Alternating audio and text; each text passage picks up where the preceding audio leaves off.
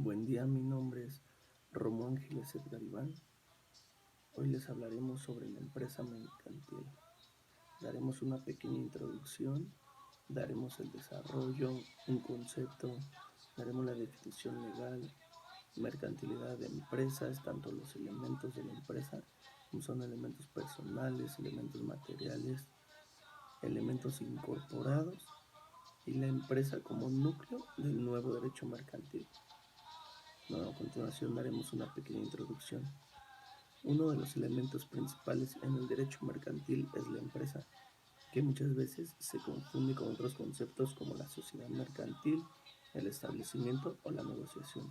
Por lo anterior, es importante definirla e identificar sus elementos. Pasaremos a dar el desarrollo de todo el tema con un pequeño concepto. Aun cuando podemos encontrar disposiciones en diversas leyes mercantiles y de otras materias que hacen referencia a la empresa y comúnmente se le identifica como una sociedad mercantil, la empresa no está reconocida como tal jurídicamente, porque la empresa es un concepto meramente económico. Por esta razón es necesario estudiar este concepto para poder distinguirla de otros términos que sí tienen un significado jurídico. Daremos la definición legal. En el Código de Comercio no encontramos la definición alguna de empresa. La razón es precisamente que no tiene reconocimiento jurídico como tal. En leyes de otras materias podemos encontrar disposiciones que definen a la empresa, como es en el artículo 16 de la Ley Federal del Trabajo, que define a la empresa como la unidad económica de producción y distribución de bienes y servicios. O por su parte, el artículo 16 del Código Fiscal de la Federación la define como persona físico-moral que realice las actividades que se refiere a este artículo, ya sea directamente o a través de fideicomiso o por conducto de terceros. Bueno, a continuación daremos lo que es la mercantilidad de empresas. La mercantilidad de empresas es una cuestión compleja que presenta dos vertientes.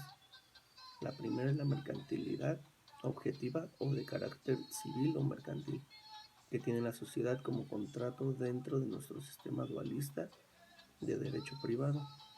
Y la segunda es la mercantilidad subjetiva o mercantilidad de la sociedad como persona jurídica, igual que se plantea.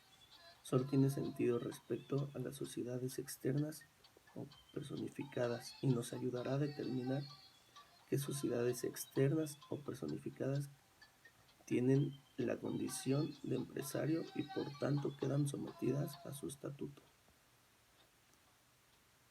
A continuación daremos los elementos de la empresa. La empresa, para cumplir sus objetivos y desarrollar el conjunto de actividades, ha de disponer de unos factores que podemos reunir en dos grupos, que son las personas o factores activos y los bienes económicos o factores pasivos. Los segundos son denominados restrictivos por ser factores en sí mismos limitados. Los primeros forman la dinámica de la empresa, actuarán sobre los factores pasivos para intentar alargar sus límites y mejorar sus resultados. La empresa precisa de una organización impuesta por quien posee la facultad de dirigir, que es el empresario.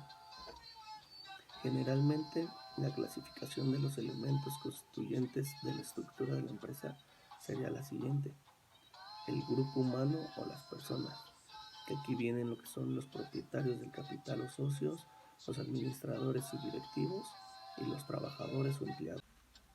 Siguiendo de los bienes económicos se suelen clasificar en inversiones o duraderos y en corrientes o no duraderos, según su vinculación al ciclo productivo de la explotación, ya que si los mismos no se consumen o transforman en el mismo, estaremos ante el primer caso.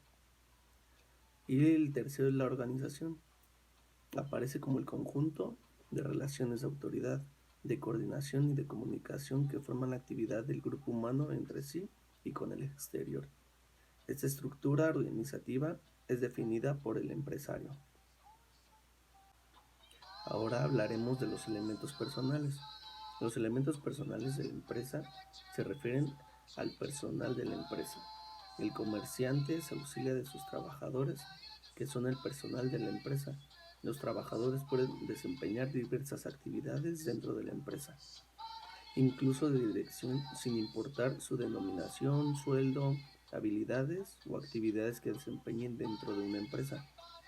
Son trabajadores, según la Ley Federal del Trabajo, todos aquellos que presentan un servicio personal subordinado al patrón, pues este último tiene la facultad jurídica de mando y los primeros la obligación de obedecerlo. Por tanto, gerentes, empleados son trabajadores de una empresa. Las habilidades del personal determinan la calidad de los productos y servicios producidos para la empresa.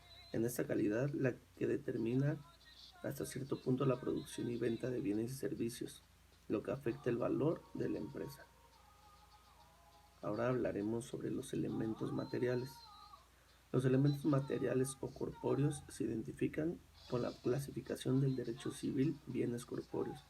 Los bienes corpóreos son aquellos que ocupan un lugar en el espacio y por lo tanto son visibles y tangibles. Dentro de los elementos materiales encontramos las materias primas, los bienes inmuebles y los productos.